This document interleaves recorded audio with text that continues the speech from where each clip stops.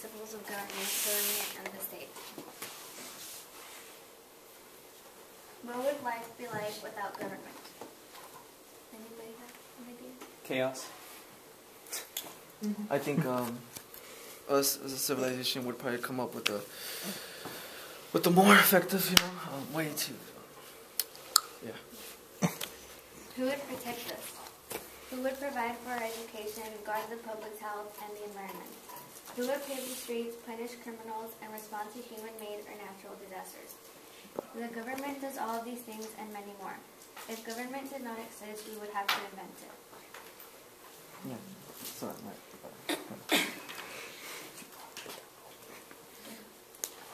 The government is the institution through which a society makes and enforces a public policy. It is made up of those people who exercise its power and all those who have authority and control over people. All of the things the government decides to do are known as public policies. Public policies cover matters such as taxation, defense, education, crime, healthcare, transportation, the environment, civil rights, and working conditions. The list of public policies issues, however, can be endless.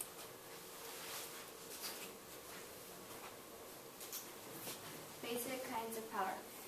The government must have power in order to make policies and also to carry them out. Legislative, executive, and judicial are the three basic kinds of power that every government has and exercises. Legislative power is the power to make law and frame public policies. Executive power is the power to execute, enforce, and administer law. Judicial power is the power to interpret laws, determine their meaning, and to settle disputes that can arise within the society. These powers are outlined in the Constitution of a country. So are you saying then that the legislative, the executive, and the judicial powers are not exclusively something that the U.S. has, but they exist in every other government structure? So it's just how those are administered is really... That's different. Okay. Responsibility. The responsibility to exercise these powers can sometimes be held by one person or small group of people as in a dictatorship. In this form of government, those who are in rule cannot be held responsible to the will of the people. When the responsibility to exercise these powers is in the hands of the majority of the people, it is known as a democracy. Supreme authority rests within the people. So like us, we're a democracy. We have a say in what goes on in the government. We're a pure democracy? Well, no, not really. We are supposed to have a say, but it's kind of hard for us to really have So what do you think we are? We're a republic, right then?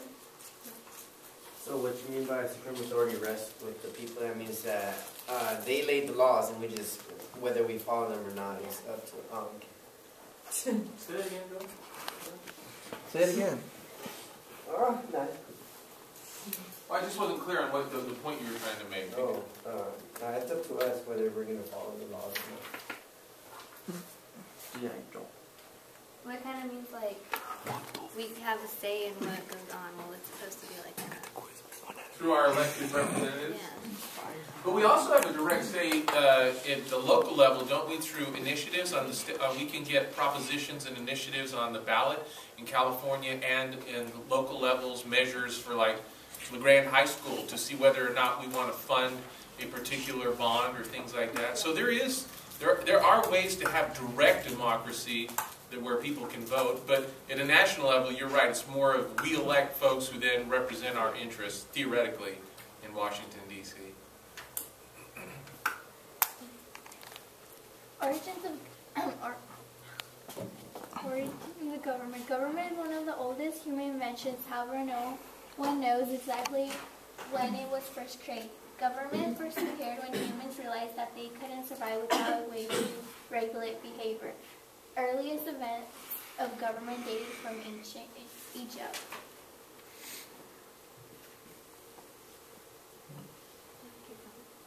The difference between politics and government.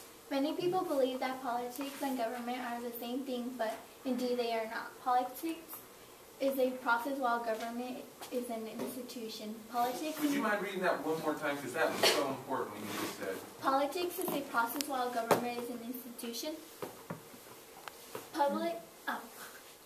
Politics is the process by which a society decides how its power and resources will be distributed within that society. Politics is the process by which government is conducted. It is necessary because without politics it would be impossible for government to be conducted.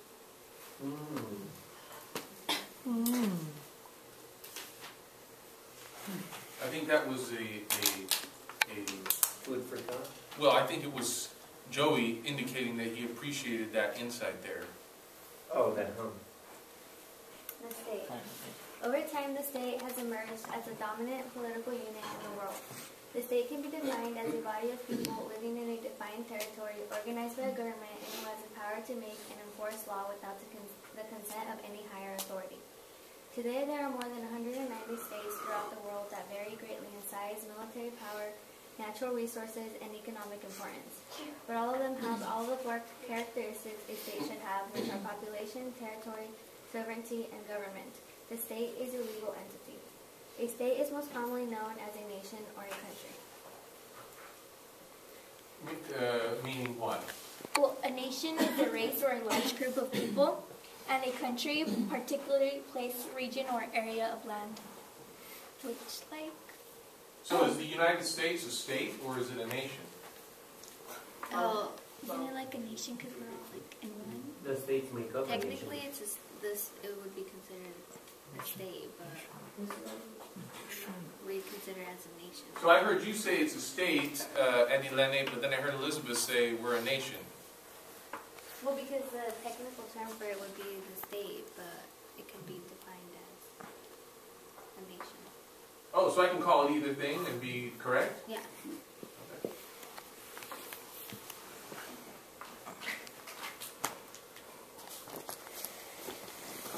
Population. Obviously, a state must have a population, but the size of the population has nothing to do with the extent of the state. One of the world's smallest states in terms of population is San Marino, with only 27,000 people.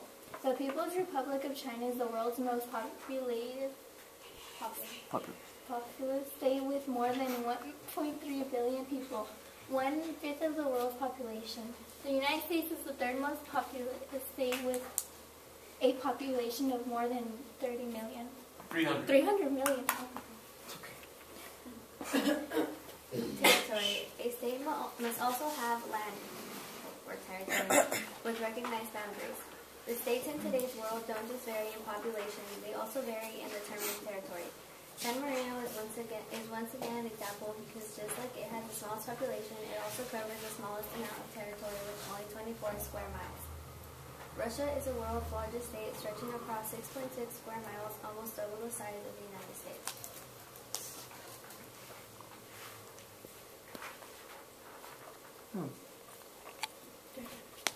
Sovereignty. Every state is a sovereign, meaning that it has the supreme and absolute power within its own territory and can decide its own foreign and domestic policies. It is not responsible to have any other authority.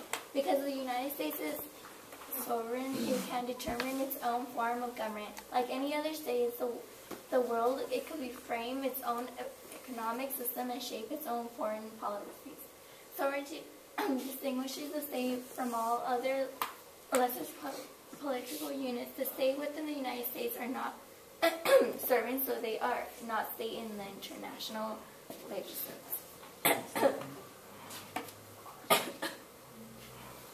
So are you saying then that the 50 states share all of those characteristics that define a nation state with the exception of sovereignty?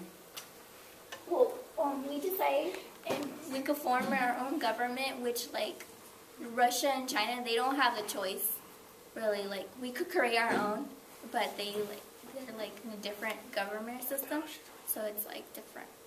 What? No, it's I'm trying to go back to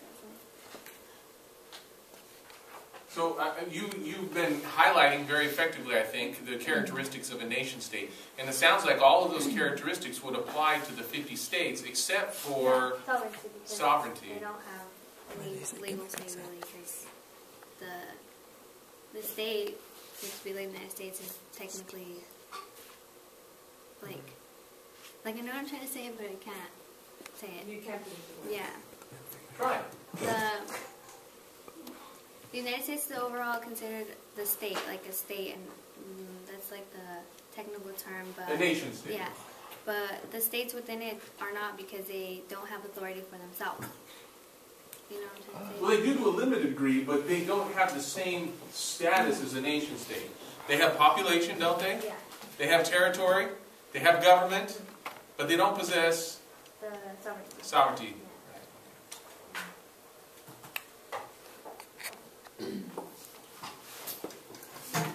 Government. Every state is politically organized, which simply means that every state has a government. Government is necessary to avoid what Thomas Hobbes referred to as the war of every man against every man.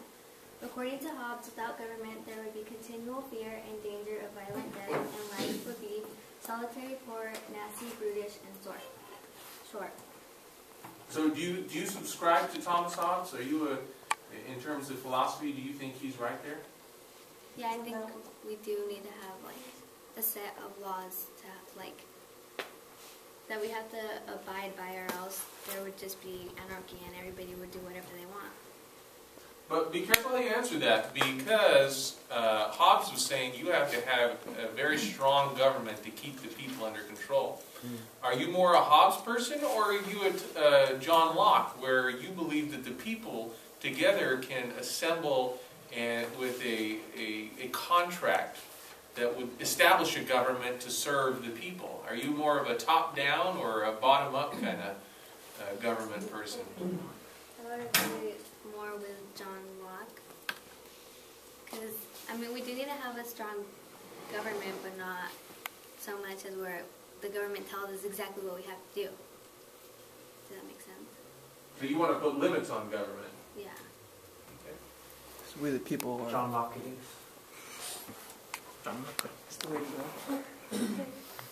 Major political ideas. For centuries, historians, philosophers, and others have thought about how it was that the state came to be, what caused it to come into being. Over time, many different possibilities, explanations have been suggested, but the origin of the state is still a mystery. 4 theories, however, have emerged to explain how the state could have been created. The force theory. Many scholars believe that the state came to be by force. According to this theory, one person or small group of people took control over an area and forced the people who lived within that area to submit to their rule. When the state was established, all basic elements of the state were already present.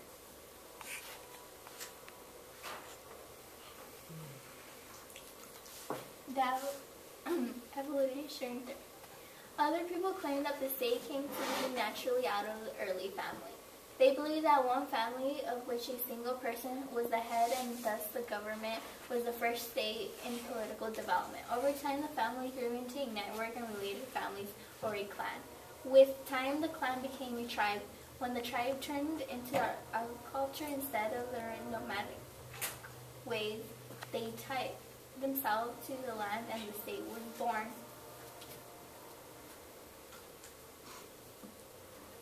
The divine right theory. For centuries, the theory of divine right was accepted in most of the Western world. This theory states that God created the state and that he gave those of royal birth the divine right to rule. The people were to obey the ruler just like they would obey God. If you opposed the divine right of kings, you would be charged with treason, and it was considered a mortal sin. However, during the 17th century, philosophers began to question this theory. Even now. The social contract theory. The most significant of the theories of the origin of the state is the social contract theory. This theory states that the state came to be out of a voluntary act of free people. It holds that the state exists only to serve the will of the people, that they are the sole source of political power, and that they are free to give or to withhold the power as they choose. This theory promoted popular sovereignty, limited government, and individual rights which were immensely important in the shaping of the American governmental system. And I think it's critical to underline and highlight just how influential John Locke was in the creation of our nation. I mean, you can read his writings in Thomas Jefferson and James Madison. Much of the foundations of our government are derived from the writings of John Locke.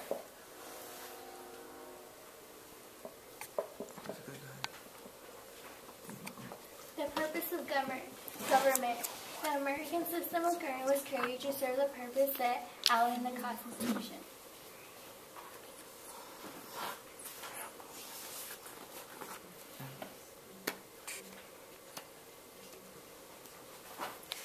Forming more perfect union, the United States had just won independence from Great Britain, but since they faced an uncertain future, the Articles of Confederation was created.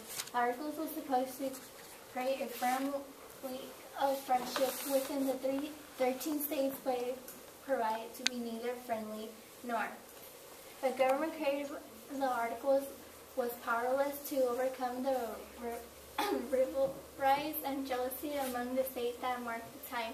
The Constitution we know today was written in 1787 in order to link the original state and the American people more closely together. The Constitution was built on the belief that in a union there is strength. E pluribus unum. Have you seen that on our currency? Yeah. What does that mean in Latin? What? We the people. E pluribus unum. It's Latin. In God we trust. No? Consent. E pluribus We. unum. But, Out of many, one. Okay. what?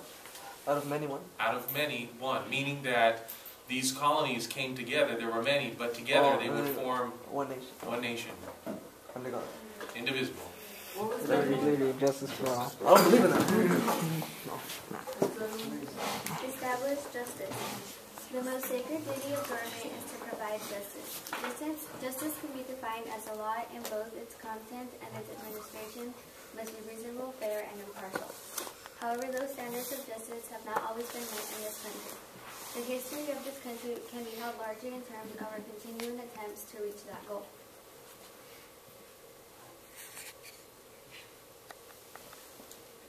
Ensure domestic tranquility.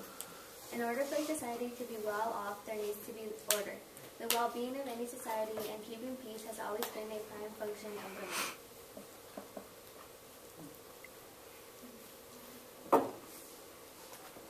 Provide for the common defense. One of the government's major responsibilities has always been defending the nation against foreign enemies. You can see the importance of this because it is mentioned in the Constitution far more often than any of the other functions of government. Foreign policy and the nation's defense are both sides of the same coin, and the coin is the security of the United States. The United States has become the world's most powerful nation, even though the world still remains a dangerous place. And that's why when you look again, I go back to the currency, the symbol of the eagle. In the eagle's talons, in each of the talons, it's holding two different things. Does anyone know, without looking, what are the two different things that eagle, which represents the United States, The arrows. Arrows and that one. and the olive branch? Yeah, What, the what do each of those represent? 13 states. I know there's 13 arrows. The olive branch is the eagle wants peace. Absolutely, that's the preferred way. But if need be, in the other talon, it has what? Arrows if we need to fight, and peace. Yep. Yeah. Oh, the olive branch. Yeah. When tested with symbol. Promote the general welfare. The government tries to ensure the best for its citizens, and we don't realize exactly how much the government does. Public schools are one of the most important things that the government does to promote general welfare. And why do they do that? The Founding Fathers said we're one generation away from losing the Constitution and our way of life. If you have one generation that doesn't understand it or appreciate it, they'll be willing to take on someone they think is a glorious leader and follow him to the depths of tyrannical government. Tyrannical, that's the word. In other countries around the world, the government does things like operate steel mills, airlines, and coal mines, but not in the United States. Here, the government only provides things that will benefit most, if not all, the people who live here. Live. And love. All right. I like that. To share the blessings of liberty. Liberty cannot be absolute because if everyone was to do whatever they wanted, it would interfere with the liberties of others. To preserve and protect the liberties, every generation needs to learn and understand them. They should be willing to stand up for the liberties when necessary. For most people, the inspiration of wanting to protect our rights and liberties comes from a sense of patriotism. American Sniper. And then the extreme libertarians. That's it.